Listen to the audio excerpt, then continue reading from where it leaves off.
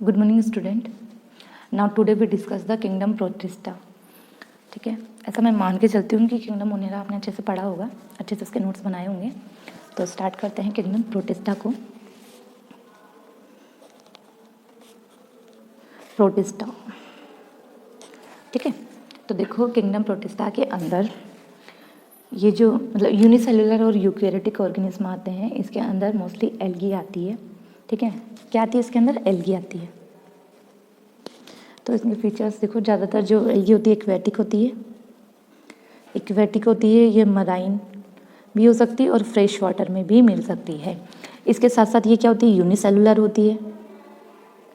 ठीक है, यूनिसेलुलर होती है एल्गी, आपने पहले पढ़ा है 5 किंगडम के अंदर। इसके साथ साथ यूनिसेलुलर होती है, लेकिन कौन सी सेल होती है? यूकैरियोटिक।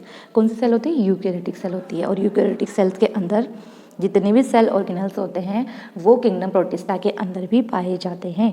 क्या पाए जाते हैं? Cell organelles. ठीक है, सेल ऑर्गेनल से मतलब है AR होगी हमारी, एंडोप्लाज्मिक रेटिकुलम होगी, राइबोसोम्स तो पाया जाता ही है। ठीक है, प्लास्टिड हो गया, क्लोरोफिल हो गया, इस तरीके से। इसके साथ साथ देखो, जो प्रोटिस्टा के अंदर क्या आती है? एल्गी आती है। तो एल्गी जो होती है इनके अंदर क्लोरोफिल पाया जाता है। इसकी वजह से ये क्या होती है? न्यूट्रिशन का जो इनका मोड होता है ऑटोट्रोपिक भी होता है एंड हेटेरोट्रोपिक भी होता है। ऑटोट्रोपिक को कंप्लीट कैसे करती है? फोटोसिंथेटिक की हेल्प से। फोटोसिंथेटिक प्रोसेस से ये क्या करती है? फूड का फॉर्मेशन करते हैं। और फोटोसिंथेटिक वाली प्रोसेस कब होगी? जब इनके अंदर एक पिगमेंट होता है, क्लोरोफिल पिगमेंट। क्लोरोफिल नामक एक पिगमेंट पाया जाता है जिसकी हेल्प से ये सनलाइट को ट्रैप करके फूड का फॉर्मेशन करते हैं। तो इस तरीके से एल्गी क्या होते हैं? ऑटोट्रोपिक होते हैं। एंड हेटेरोट्रोपिक में इससे पहले मैं आपको बता चुकी हूँ, हेटेरोट्रोपिक 2 तरह का होता है, पैरासाइटिक एंड स्पोरोफाइटिक। ठीक है, पैरासाइटिक से मतलब है कि दूसरे एनिमल्स के ऊपर क्या करते हैं? पैरासाइट्स क्या होते हैं? दूसरे एनिमल्स के अपना घर बना लेते हैं, हैबिटेट में वो रहते हैं। और सैप्रोफाइटिक से मतलब है कि सड़ी गली जो डेड डिके जो वस्तु होती हैं उनसे क्या करते हैं? ये अपना न्यूट्रिशन गेन करते हैं। ठीक है, तो अब ये जो किंगडम हमारा प्रोटिस्टा है इसके 5 कैटेगरी है। किंगडम प्रोटिस्टा की 5 कैटेगरी जो आपको ध्यान रखनी है। कैटेगरी कितनी कैटेगरी है? इसको 5 कैटेगरी में इसको डिवाइड किया गया है। कैटेगरी, फर्स्ट कैटेगरी है हमारी क्राइजोफाइट्स। सेकंड है हमारी डायनोफ्लेजिलेट।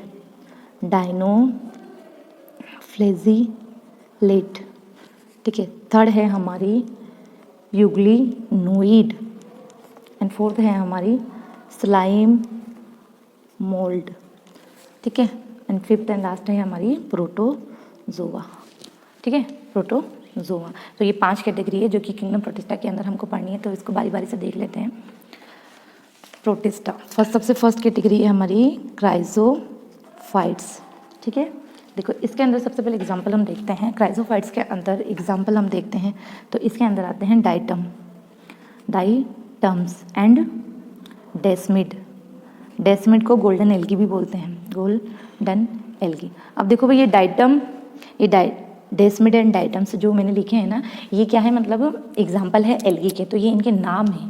ये इनके नाम है डाइटम्स एंड डेस्मिड। अब आप पूछोगे कि ये मैम क्या है, तो ये कोई मीनिंग नहीं है बेटा जिसका मैं अर्थ बताऊं। ये क्या है? मतलब एल्गी के नाम है ना, ये आपको ऐसे ही याद रखने पड़ेंगे, डाइटम्स एंड डेस्मिड।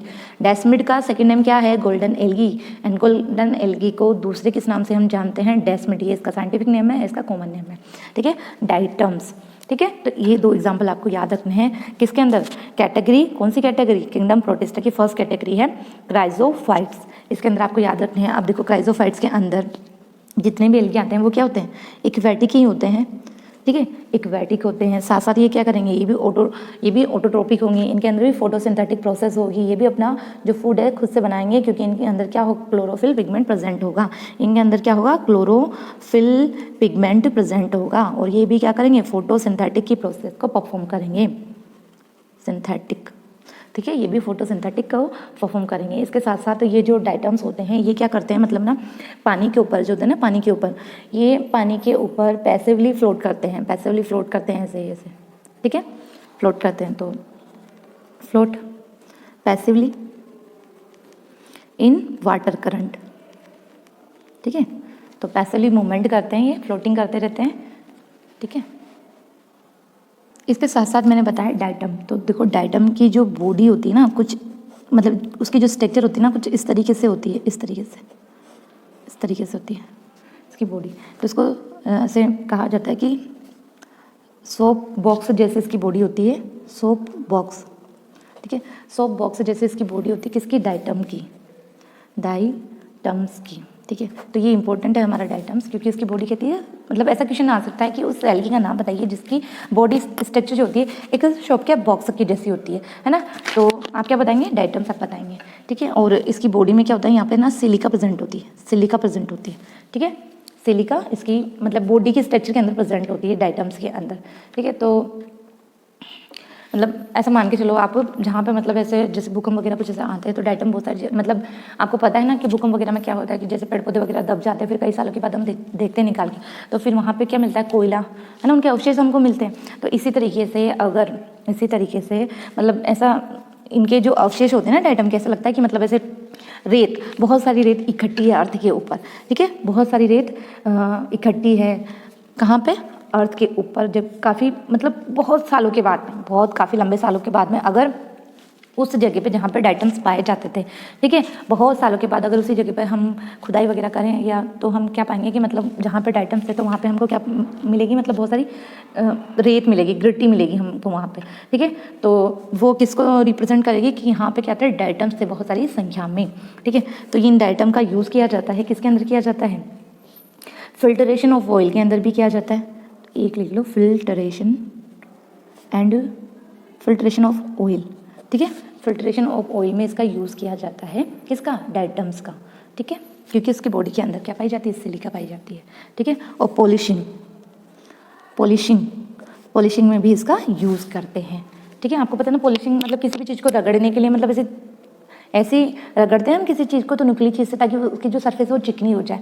तो डाइटम्स के अंदर क्या होती है, सिलिका के कण होते हैं, तो हम किसी सरफेस को इससे रगड़ेंगे तो वो क्या हो जाएगी, चिकनी हो जाएगी। तो पॉलिशिंग में भी इसका यूज़ किया जाता है। तो ये था हमारा क्राइसोफाइट्स, फर्स्ट कैटेगरी थी हमारी। इसके बाद देखो सेकेंड कैटेगरी, डाइनोफ्लैजिलेट, ठीक है। अब डाइनोफ्लैजिलेट से मतलब है, डाइनो से मतलब है टू, ठीक है, डाई से मतलब है मतलब टू, ठीक है। और फ्लैजिलेट से मतलब है फ्लैजिला, ठीक है। तो इनके अंदर जो एल्गी होगी उनके अंदर 2 फ्लैजिला मिलेंगे, इनकी बॉडी पर 2 फ्लैजिला प्रेजेंट होंगे, ठीक है। उसमें से जो एक होगा वो होगा लॉन्गिट्यूडिनल एंड दूसरा होगा ट्रांसवर्स। एक होगा खड़ा और एक होगा इस तरीके से आड़ा। तो ये वाला होगा लॉन्गिट्यूडिनल एंड ये वाला होगा ट्रांसवर्स, ठीक है। इन दोनों के बीच में आपस में एक कैविटी होगी, एक कैविटी प्रेजेंट होगी जिसको बोलेंगे फ्रो, FURROW, फ्रो, ठीक है।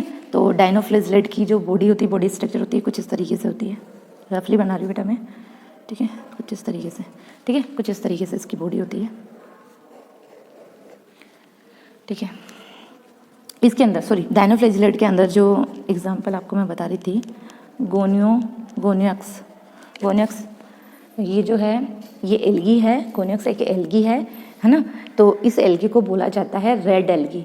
रेड एल्गी इसको बोला जाता है क्योंकि ये रेड कलर की मतलब तरंगे निकालती है, तो इसका गोनियक्स को बोला जाता है, मतलब इसके अंदर रेड टाइड्स निकलती है, ठीक है। तो ये क्या है, गोनियक्स क्या है, रेड कलर की या रेड डाइनोफ्लैजिलेट है, ठीक है।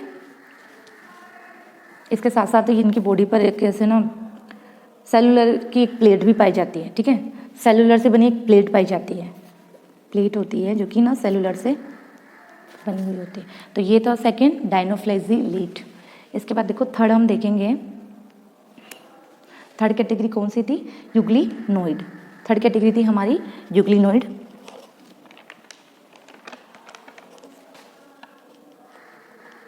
यूग्लिनोइड्स, ठीक है, थर्ड कैटेगरी थी हमारी, ठीक है। तो इस यूग्लिनोइड वाली कैटेगरी के अंदर यूग्लिना आता है हमारा, यूग्लिना आपने पढ़ा होगा यूग्लिना के बारे में तो पहले भी।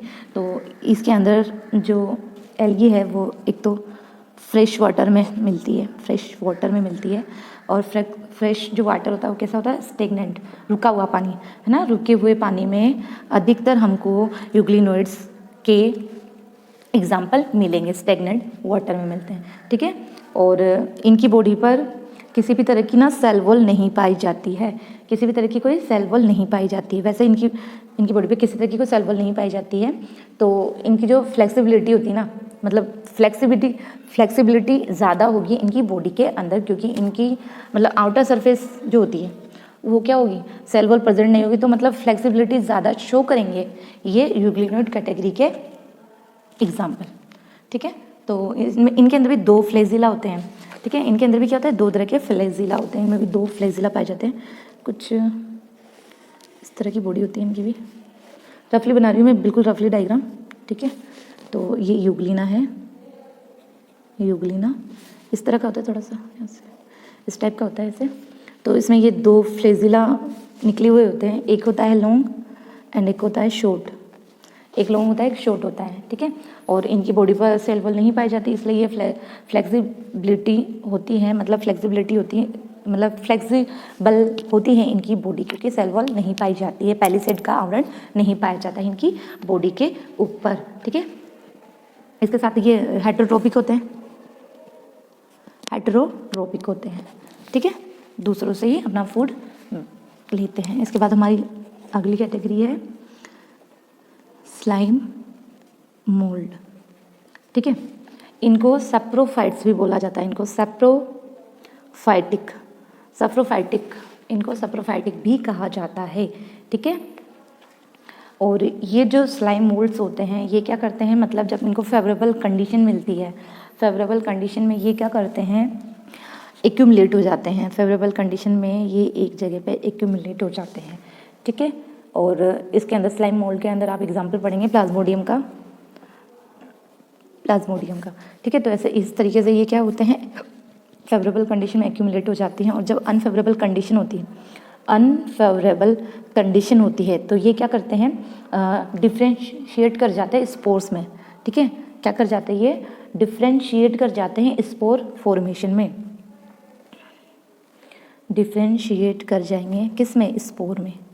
ठीक है, स्पोर में। और इन स्पोर्स के पास ट्रू वॉल होती है, इनके पास ट्रू वॉल होती है, यानी इनकी बॉडी के चारों तरफ ट्रू वॉल प्रेजेंट होती है, जिसकी वजह से ये क्या होता है, रेसिस्टेंस होते हैं। ठीक है, देखो अब ये क्या करते हैं, मतलब जैसे अनफेवरेबल कंडीशन इनको मिलती है तो फिर ये क्या कर देंगे, डिफ्रेंशिएट करने लग जाते हैं, इस तरीके से डिवाइड करते हैं आगे। ठीक है, तो ये थी हमारी 4th कैटेगरी स्लाइम मोल्ड। और इसके बाद नेक्स्ट लास्ट हम देखते हैं, लास्ट कैटेगरी है हमारी प्रोटोजोआ। ठीक है, तो एक तो प्रोटोजोआ जो है वो मतलब ये बहुत प्रिमिटिव है, प्रिमिटिव रिलेटिव बोलते हैं इनको एनिमल के। क्या है ये, primitive relative of animal.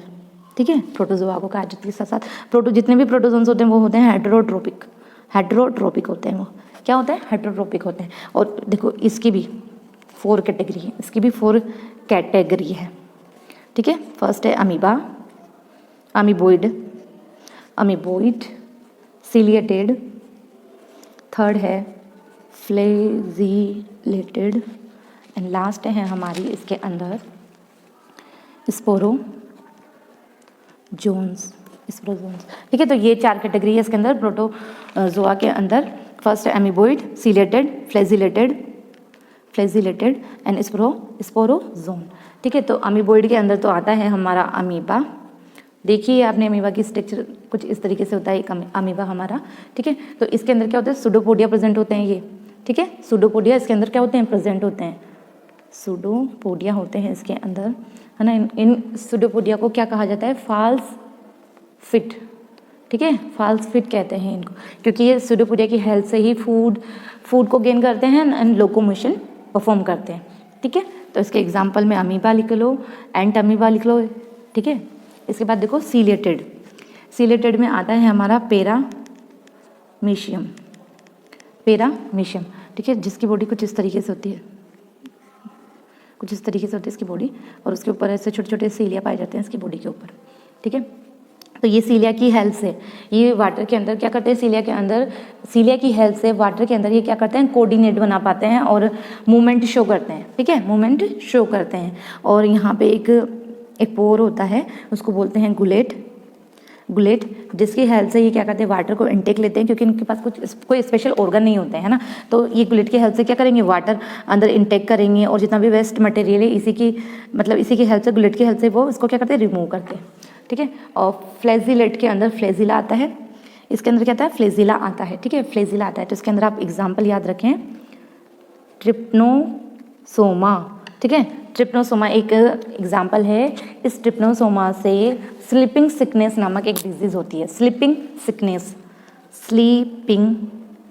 Sickness नामक एक डिजीज होती है, ठीक है। तो ट्रिप्नोसोमा आपको याद रखना है। इसके बाद लास्ट है हमारा स्पोरोजोन्स मतलब आपने देखा है मलेरिया का पैरासाइट पढ़ा है कि मलेरिया के बारे में आपने, प्लाज्मोडियम वाइवेक्स के द्वारा होता है, लेकिन मलेरिया कोज कौन करवाता है, स्पोरोजोइड करवाते हैं ना, स्पोरोजोइड। तो इसके अंदर स्पोरोजोन्स के अंदर आते हैं मलेरियन पैरासाइट्स आते हैं, ठीक है, प्लाज्मोडियम वाइवेक्स